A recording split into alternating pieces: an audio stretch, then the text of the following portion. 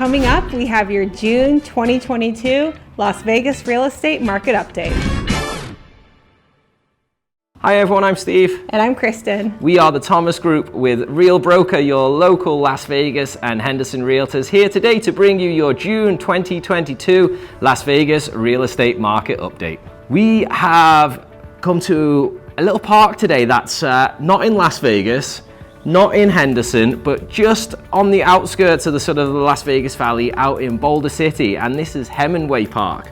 And this is probably one of the prettiest parks I've been in the whole of the area. Obviously, You've got the incredible backdrop of Lake Mead behind us and all the mountains. But what really makes this park special is there's about 20, what do you call them? Bighorn sheep. Bighorn sheep. Yeah, they've got big horns. That's for sure. And they're wandering all around here, and if we're lucky we might even get some that will come into the video as we're recording here. But definitely a really nice picturesque place to come and visit, right? Yeah, it's beautiful, and like from where we live in Henderson, it was less than 30 minutes, right? So I think some people think that Boulder City is really far, but depending on where you live in the valley, it's not. And we also thought it'd be a good opportunity to talk about the water levels of Lake Mead, right? Because I don't know if you're getting a lot of people asking about that, but I certainly am. You know, it's definitely a concern that people are having. Yeah, I mean, every time my mother calls me on WhatsApp, she's like, I've seen on the news in England, Lake Mead's almost dry. Yeah. So, I mean, it's obviously something very important to consider, you know, depending on if you are thinking about moving here or if you are here. But I did think it would be nice to kind of give people some information on, first of all, Las Vegas is using less water than we were years ago.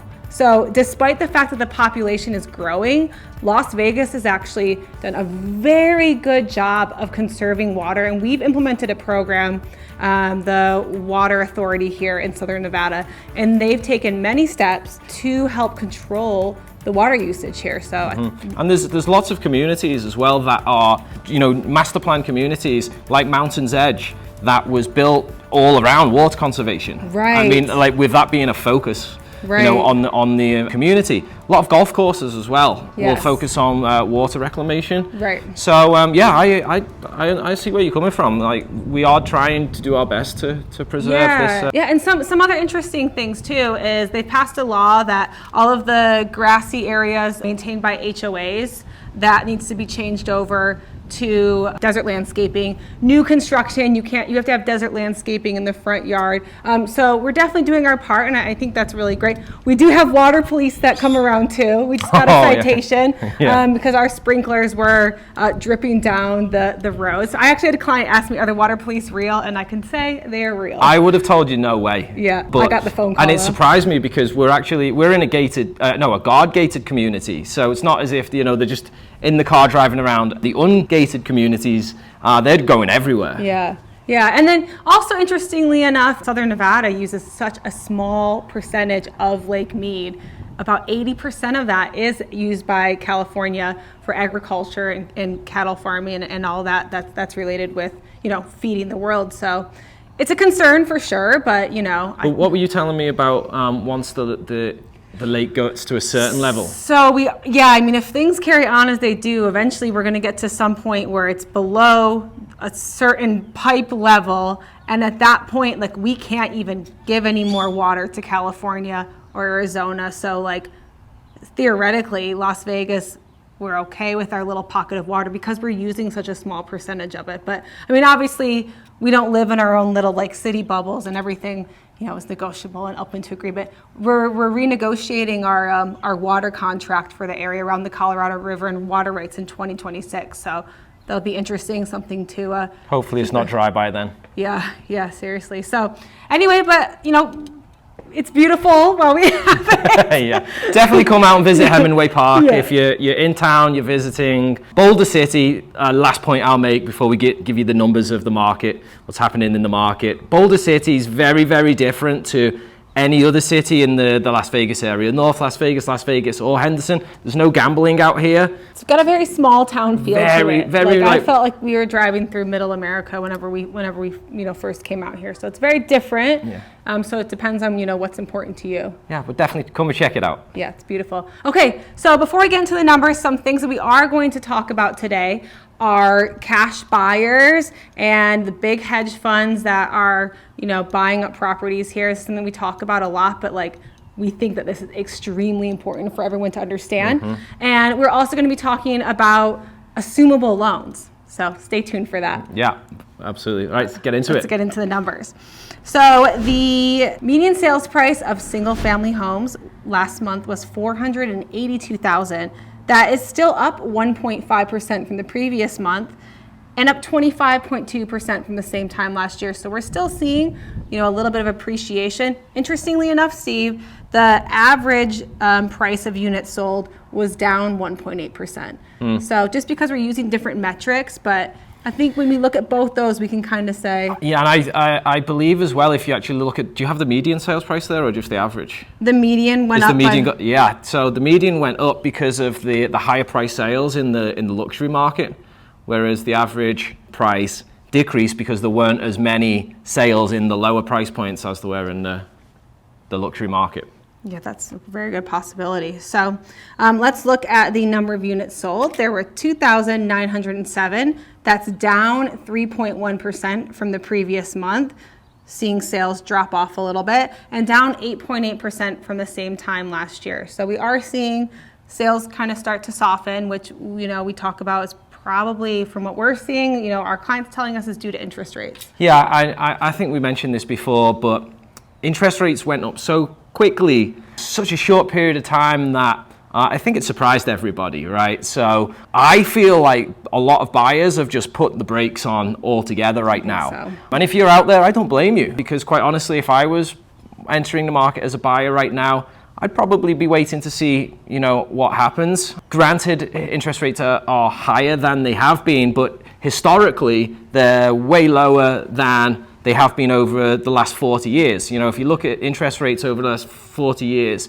the average has been over almost 7%, over 6%. So we're still below what the average has been over the last 40 years. But I think that people have just become a little bit scared, a little bit nervous, putting on the brakes. And this is good, actually, in my opinion, because what's happening is now sellers that are wanting to list their home or may have been trying to time the peak of the market, in my opinion, they've missed it right now. You've missed the highest peak where you're getting 25 offers on every single home. It is a good thing that I feel that buyers are a little hesitant. More inventories coming on the market, which is only going to be great for everybody. I'm sure you're going to get into the days on market, months of inventory recently has been jumping up a lot. So I feel like there's going to be more bang for your buck to be had in the next, coming months. Yep, absolutely. So speaking of inventory, there were 3,570 single-family homes available for sale. That is up 46.3% from the previous month and up 75.8% from the same time last year. So it's up quite a lot, but does that mean that it's a buyer's market? No, it doesn't. We still only have 1.2 months of inventory, which, although it's a almost 50% increase, that is still extremely heavily favoring the seller. So I know I have people reaching out and they're saying, oh, we're seeing, price drops, and does it mean that it's a buyer's market? It doesn't yet. No, I mean, if you're seeing price drops, it just means that the house that was priced on, you're looking on Zillow or Realtor.com or any of these other sites, it was just overpriced. That's all that price drop means, because anything will sell at the right price. Exactly. And the very last thing that I wanted to talk about is our new listings. New listings were up 10% from the previous month, which is great. This is usually the time of the year that, school lets out, so people do start listing their homes and making some moves. And it's up 8% from the same time last year. So again, I expect to see inventory increasing again next month. Would you say the same thing? Yeah, as a whole, right? Looking at the whole market, we can't go much lower than where we were. We were right at the bottom of the barrel, you guys, with I think at the worst point within the last 12 months, I think we had about 2 weeks of inventory. Yeah. Now it's basically doubled, almost month on month. Now, this is obviously, we're talking about the real estate market as a whole.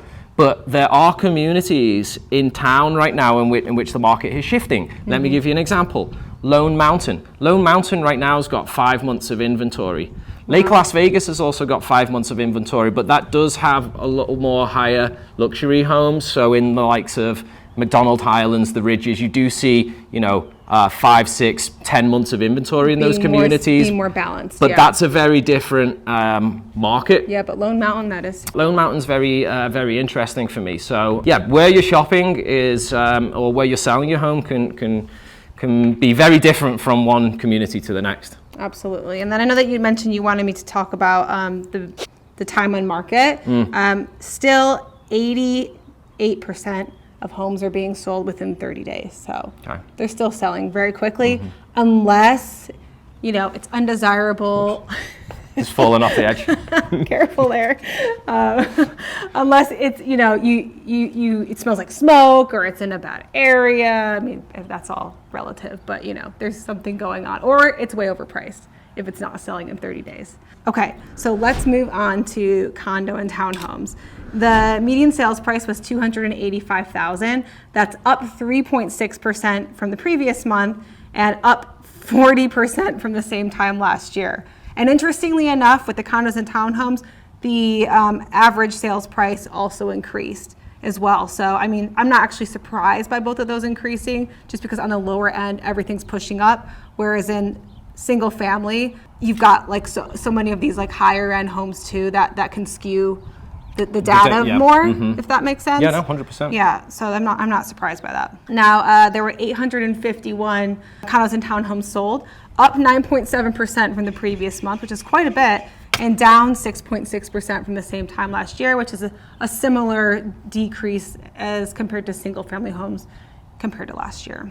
There were 797 properties available for sale, up 57% from the previous month. Good. Yeah, exactly, good. And same, up 50% from the same time last year. So again, we've about doubled our inventory, but still, we're at 0.9 months of inventory. So. Yeah, see, it's still so low. And 6 months of inventory, just to give you an idea, is a balanced market. So still very, very low in the inventory. Yeah. And that's why it's important to have agents that understand all this data so that we can guide you through it too. Because I think you could just look at this number and say, oh, inventory's increased 56%. Like that must mean that. It's, but you have to look at the whole picture, and hopefully we do a good job of explaining that. Like I always say, real estate is not just local; it's hyper local. Yeah. So, like as I mentioned before, it really does make a big difference in how you're structuring your offer, how you're placing your home for sale, dependent on what's happening in your neighborhood. Yeah. Steve's got a good trick when you list your home too, if it's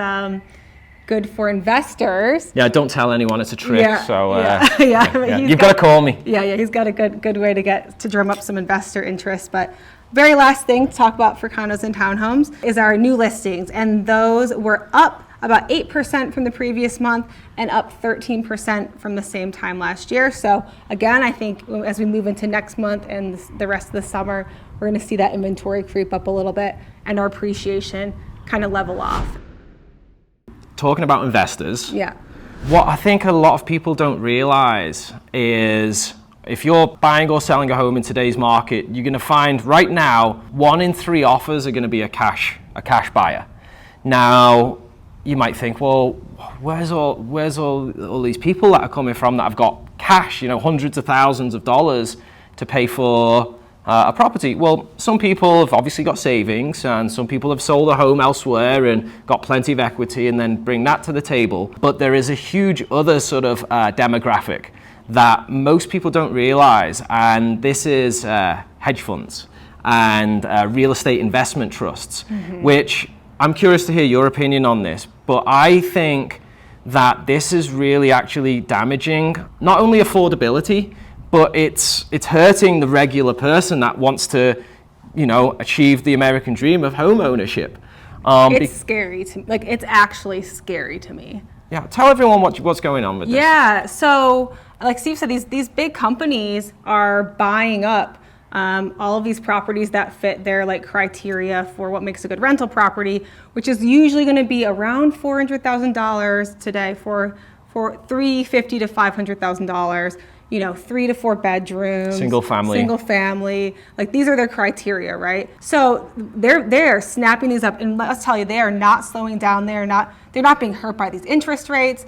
They're buying all these up. Cash buyers. Yeah, they're cash buyers, and there's no limit to how much they can buy. And I can tell you, when I first started out in real estate, I did a lot of rentals, so I could see how many of these, you keep seeing the same companies over and over and over. You see Progress Residential. Yeah, they own literally thousands of homes. Yeah. Progress Residential. Who are the other big ones? American Homes for Rent. American Homes for Rent is now even building whole neighborhoods that are just rental properties. But you guys, what's happening is once these homes get taken off the market, they're never coming back. Right, exactly. They are keeping these forever because they're always going to be turning a profit for these companies. Well, that, right? Or if something does happen that nobody can predict, who are the first people to, take money and move it into another place?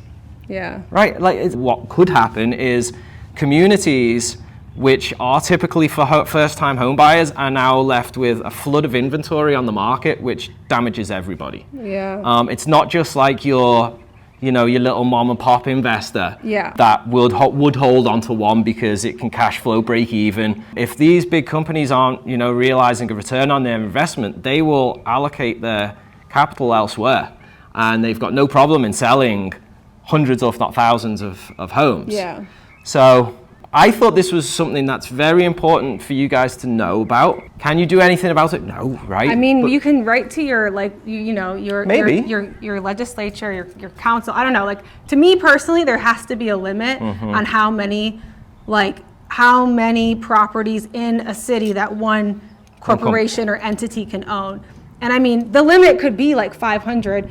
It's something that's not going to hurt a small mom and pop investor. Yeah. But it's important that you guys understand that this is happening. I'm all for capitalism, but this, I think, is a little bit dangerous. Yeah. Quite honestly. So we would love to hear your comments and your thoughts. Definitely. Let us know in the comment section, what you think about that. And the last thing that I wanted to mention is because interest rates have gone up so quickly in such a short period of time, if you qualify for a mortgage these days, you're going to be looking at probably in the 5% range. However, a lot of first-time home buyers that used the FHA program, a lot of active military and veterans that used their VA loan over the last couple of years, something that's very interesting for you guys to know is that some of those notes on those mortgages can be what they call assumable. So, for example, say Kristen was a first-time home buyer. I'm a first-time home buyer also, but she bought her house 2 years ago and got an interest rate at 3%. But now I want to buy her house, but the interest rate is 5.5%. There's a chance, depending on the type of loan that she's got, that I can assume that mortgage and then continue paying the rate at 3%. So now this doesn't work for all loans, only FHA and some VA loans. But if you are looking in that category, it's something that's definitely worthwhile thinking about because we can present to the seller that we will, take over the mortgage and assume that loan, and it will work in everybody's benefit. Yeah. So a little tip for you, but on that note, thank you so much for watching. If you haven't yet subscribed to our channel, we really appreciate it if you do so. That way you can keep up to date on everything that's happening in the Las Vegas real estate market, as well as community tours and what's going on in Las Vegas. But for now, thanks again for watching. We'll see you soon.